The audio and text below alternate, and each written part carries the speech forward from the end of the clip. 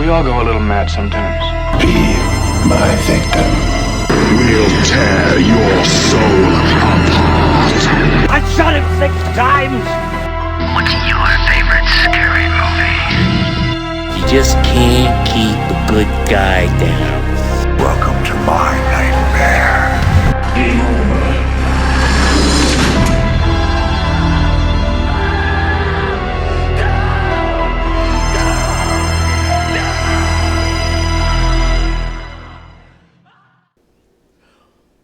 Welcome to Slash Flicks, my brand new YouTube channel where I, your professor of gore, will examine all of your favorite horror movies, specifically those that fall into the slasher subgenre of horror. This presentation of Slash Flicks is known as the Body Count. In this series, we'll examine slashers from various films, various franchises, rank up their kill count totals, and actually rank them once we start getting some more in. Today, we're going to be looking at a lesser discussed slasher, Angela Baker, from Sleepaway Camp. Why start with Sleepaway Camp? Why start with Angela Baker? Because most channels like this would start with Freddy or Jason or Michael Myers or Chucky. We're going to do things a little bit different. So sit back, relax, and take notes, and pay attention in class. Also, let this be your spoiler alert. While you're going through this video, be on the lookout for this guy. That's the Golden Corpse. He'll pop up on my favorite kill. So, how does Angela Baker fare? Let's start our discussion. Released in 1983, Sleepaway Camp tells the story of 14-year-old Angela Baker, a shy, quiet girl who attends camp for the first time along with her cousin Ricky. Spawning 4 sequels over the next 20 years, Sleepaway Camp played with audiences' expectations of the slasher subgenre. Written and directed by Robert Hiltzig, who would not make another film until 2003's Return to Sleepaway Camp, the film is known for its twist ending, over-the-top acting, interesting characters, depictions of camp life, and these hilarious line readings. I believe there's a whole bag. There's a bomb! How the hell did that get there? It's you! Starring actual kids instead of 20 and 30-somethings pretending to be kids, gives the film an authenticity and lends to its credibility. Combine that with an original story and a very well-known plot twist, and you have the formula for a cult classic that also helped to make stars of its 2 young leads, Felissa Rose and Jonathan Tiersten.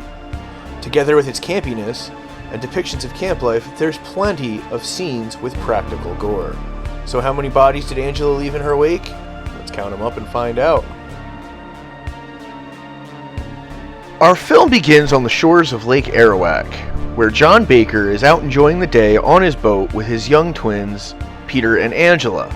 You little schemers! The Bakers are soon happened upon by a Camp Arawak lifeguard, a counselor, and a camper who's completely 100% done with this shit. Camp Arawak's counselors pay about as much attention as a Camp Crystal Lake counselor, and one of his twins are tragically killed. Look what you did to him! 8 years later, Ricky, played by Jonathan Tiersten, and his cousin Angela, played by Felissa Rose, are headed off to camp at Camp Arawak. Angela is the surviving twin. Their Aunt Martha is played expertly by Desiree Gould, and she's on a completely different planet. We wouldn't want them to leave without us, now would we? No? No, I'm afraid that wouldn't do. It's a bold strategy, Cotton. Let's see if it pays off for them. Waiting for the bus to go, Ricky and Angela are given their physicals by Aunt Martha, and she gives us some much-needed exposition. Be careful not to tell anyone how you got them. No, I'm afraid that they wouldn't approve of that at all. Even though they know that I am a doctor. What the hell was that? The campers soon begin arriving to Camp Arawak and are quickly greeted by head counselor Ronnie in his tremendously short shorts and 80s hair, and camp owner Mel, who's the drunk uncle your mother warned you about. Fortunately for us, we also get to meet head chef Artie. Look at all that young, fresh chicken. Where I come from, we call them baldies. You perv? And assistant chef Ben, who just laughs off the pedophilic joke. If he looks and sounds familiar, it's because he's played by Robert Earl Jones, father of James Earl Jones. You know, Darth frickin' Vader. They're too young to even understand what's on your mind. Don't make me destroy you. Ricky and Angela soon run into Paul, Ricky's camp bestie, who gives us this piece of information that you probably didn't want to know about a young teenage girl. Hey, Rick! Wait till you get a load of Judy! Man, oh man! You have big jugs. I mean, your boobs are huge. I mean, I want to squeeze them. Mama! Oh yeah? You'll see. And see he shall when he runs into said jailbait Judy, his steady from the previous summer. Wanting little to nothing to do with Ricky, Judy quickly blows him off, and Ricky escorts cousin Angela down to the girls' cabin, where we meet Meg. M-E-G. C-U-N-T. Got it. You got any problems? This is the complaint department. Got it? Okay? Capiche? Any questions? 3 days at camp, and Angela has yet to come out of her shell or even eat anything. This prompts Ronnie to try and find her some kind of alternative to eat. A phone call whisks Ronnie away, unfortunately leaving Angela alone with Artie, The young, fresh chicken. who immediately tries to rape her. What the hell? Hey, what are you doing? Artie is thankfully interrupted by Ricky. Keep your mouth shut, Amy.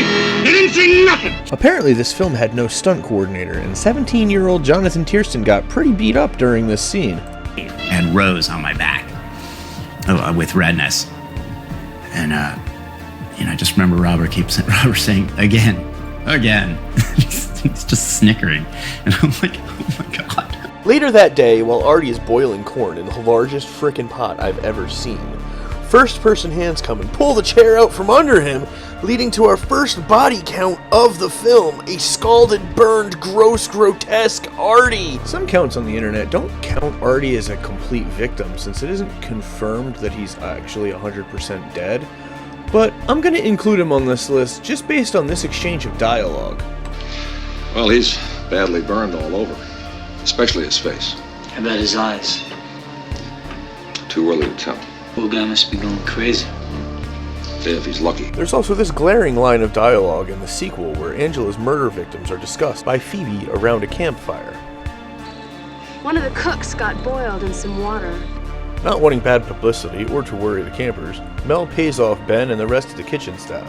Next, we're treated to some bare-assed hazing, Counselor Gino and his crop top, and the longest baseball sequence I've ever seen on film outside of the Sandlot. This game is so long we get not one, but two dissolves. But we do get this exchange. This guy blows dead dogs. Just lay it in there. Eat shit and die, Ricky! Eat shit and live, Bill.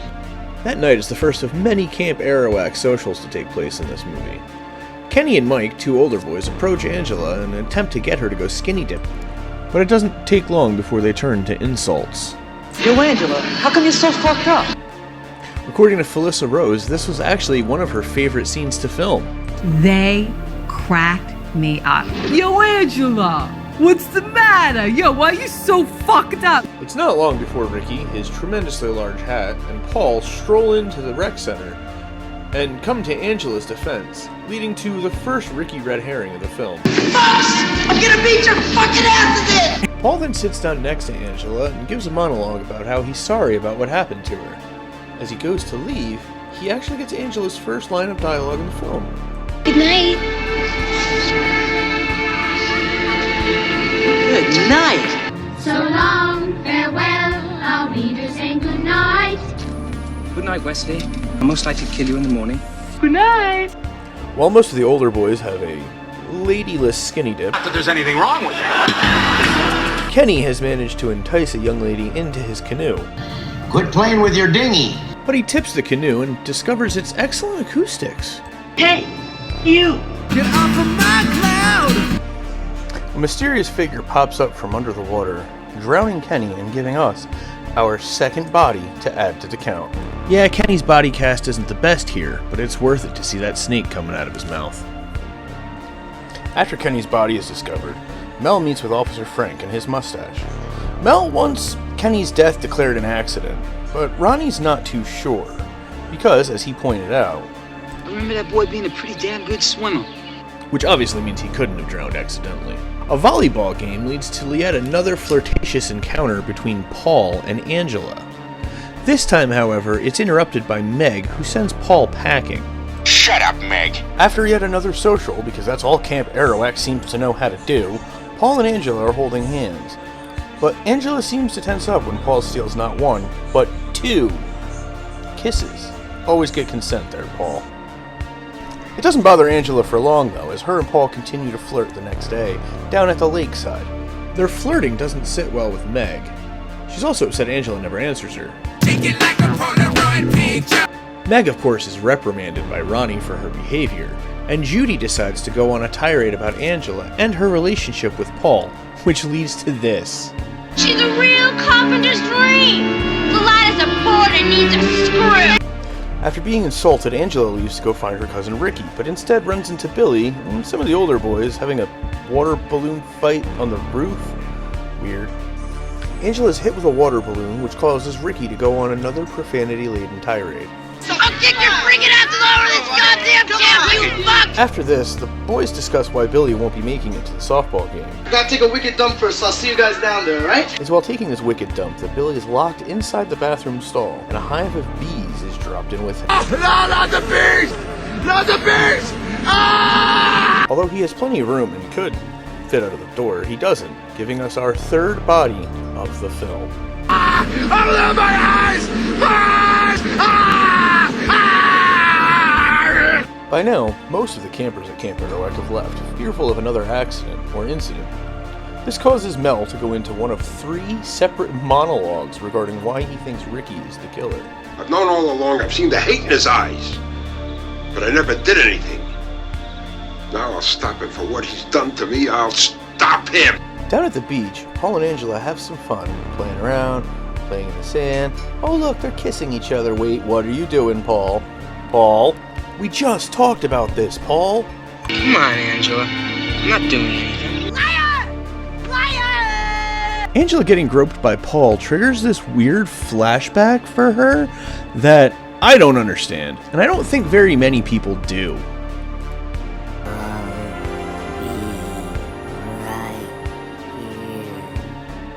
Angela runs away, and the next morning, the remaining campers of Camp Arawak have a rousing game of capture the flag. During the game, Paul attempts one more time to shoot his shot, but Angela shoots him down, and Judy swoops in for the kill. Yeah, this is going to end well. Annoyed by the fact that Angela never swims, Judy and Meg decide to take it upon themselves to give her some swimming lessons. When Ricky tries to interfere, Mel steps in. I saw you those times! In a rec room at the water fight, you killed them! Judy and Meg throw Angela into the water. Yes, Angela, remember the girl whose father and twin brother were killed in a boating accident. As her and Ricky leave, a few younger campers decide to throw sand on them, which leads to this Ricky red herring, because the film found a trope that works, so why the hell should we change it and try something else? You won't let them get away with this, that's for sure. With Artie gone, the film needs a new creepy old man, and so we're given this little scene here of old man Mel and his possibly underage employee. Remember that dinner you promised me? Up at your place? Yeah. 9:30? You got it. See you then. With his loose skin and old balls. Gross. Hoping to avoid the line to get on her wrinkly old man date, Meg goes to shower in a separate cabin when she's stabbed in the back. Through the wall. Oh, that is nasty. For our 4th kill. Shut up, Meg. After dinner that night, Paul decides to shoot his shot with Angela again. I am not throwing away my shot. It works. Meet me at the waterfront after the social. Another goddamn social? What the hell, movie? Mel goes on a search then for his missing child date, only to find her in the empty cabin and her physics-defying corpse. What the hell? Look at that. That body falls forward and it's not even being held up by anything. We get Mel's second Ricky monologue along with this. Oh my God! Love you Meg. Love you, Meg.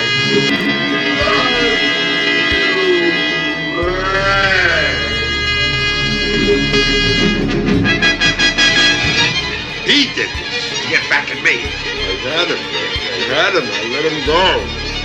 I'll stop him. Gotta stop him. Judy has decided to forego dinner that night, opting instead to curl her hair. When an obvious Jonathan Tiersten in a wig shows up, this movie was not meant to be seen in HD, as we're not supposed to know who that is. You got knocked the fuck out, man! With Judy unconscious, curling iron in hand and a pillow in the other, our killer then proceeds to commit the most heinous act I've ever seen in one of these slasher movies. Ever. Just listen to this scream.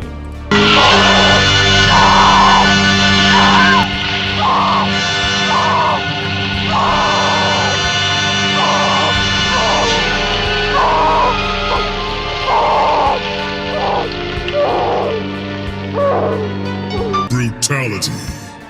A weird side storyline that'll make sense in a little bit. Eddie is forced to take some of the younger campers out on a camping trip. When several of the boys say that they're cold and want to go back to camp, Eddie obliges and takes them back, leaving 4 young boys behind. But what's this? Oh, that's a nice hatchet. Be a shame if somebody used it to hack up 4 small children. These are the 4 boys that kicked sand on Angela when she was thrown in the lake by Judy and Meg, in case you didn't know that. Robert Hiltzik wasn't a fan of this. In fact, said he wished he did it differently. If I have one regret in the film, it's the scene with the little kids. If I had the chance to do it again, I would probably do something different. It's the one part of the film that I'm kind of uncomfortable with. Mel gently caresses Ricky's neck before slapping him a few times and beating him to death in the original script. Got him. Just like I promised, Meg. I got him. Realizing what he's done, again, remember the original script, Ricky's dead, Mel decides he has to leave the camp. On his way out, he stops at the archery range where he discovers the true killer. He declares, "It can't be you. It can't be you," before the killer gives him an arrow to the throat for our 10th body of the film. Ronnie is given a report of the 4 young campers and calls in Officer Frank, who shows up with a much different mustache than we saw him with earlier. The actor got a role for another film after this one and shaved his mustache, but had to come back due to reshoots. We've never seen anything like this happen before in Hollywood. The counselors disperse to go find the remaining campers, and Paul and Angela meet down by the waterfront for a little bit of some skinny dipping. Paul's cool with that. Officer Frank finds Ricky beaten but still alive, and then he finds Meg not so much alive, but more alive than his very fake mustache. It's not fake! Okay, sorry, David. Here's where we start to get our plot twist. Ronnie and another counselor go down to the waterfront where we see Angela naked, cradling Paul's head in her arms. This triggers for both Angela and the audience a flashback where we see Aunt Martha welcoming Angela into her home. But what's not right here? You see, I've always wanted a little girl, but of course when my husband left...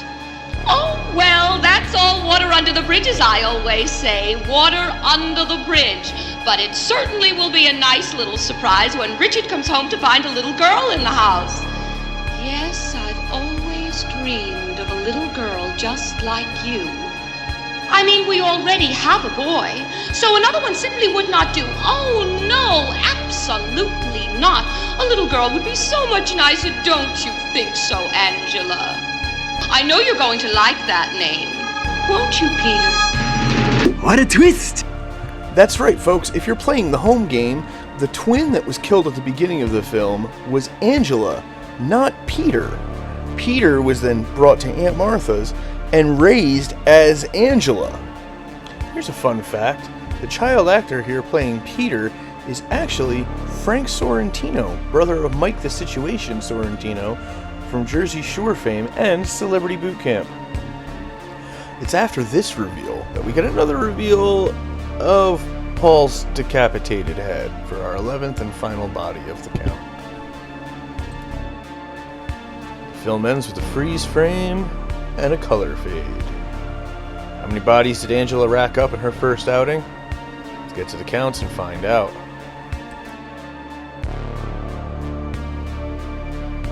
In her first outing in 1983, Angela Baker managed to rack up 11 total victims. That's 2 women and 9 men. These are kind of impressive numbers for a first go. As you'll see as we go on, some of these other slashers have a lot lower numbers for their first times out. Next week, we're going to be looking at Sleepaway Camp 2, Unhappy Campers. And if you thought Sleepaway Camp was campy, you just wait till you get to its sequel. I'm the Professor,